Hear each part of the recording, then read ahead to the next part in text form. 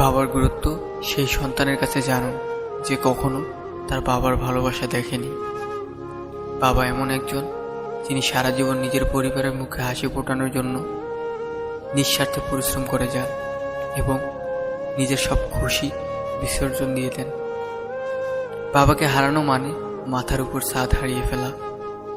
সবচেয়ে অসহায় সেই ছেলে যার বাবা মারা যাওয়ার আগে তার কোনো চাকরি হয়নি। বাবার হাত যার মাথার উপরে নেই, তার মতো কঠিন বাস্তবতার সামনে কেউ সম্মুখীন হয় না। আপনার বাবার ছায়া শেষ বিকেলের বটগাছের ছায়ার চাইতেও বড়। সে তার সন্তানকে জীবনের সব উত্তাপ থেকে সামনে রাখে। যদিও আপনার বাবার রাগ আপনার কাছে রাগ বলে মনে হয়, কিন্তু বাস্তবে তা হলো আপনার প্রতি ভালোবাসা।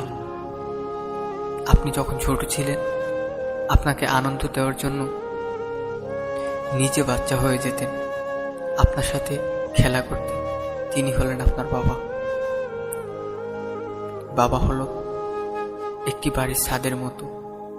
সে নিজে পড়ে সবসময় সন্তানকে ছায়া দেয়, কিন্তু মুখ ফুটে কখনই কিছু বলে না।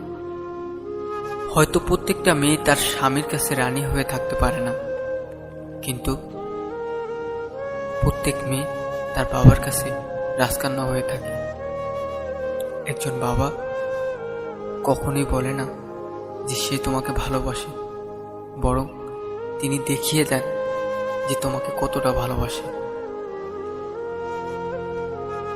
একজন বাবা হওয়া উচিত তার ছেলের কাছে প্রথম হিরো এবং একটি মেয়ের কাছে তার প্রথম ভালোবাসা। মনে রাখবেন, বাবা হলেন তিনি।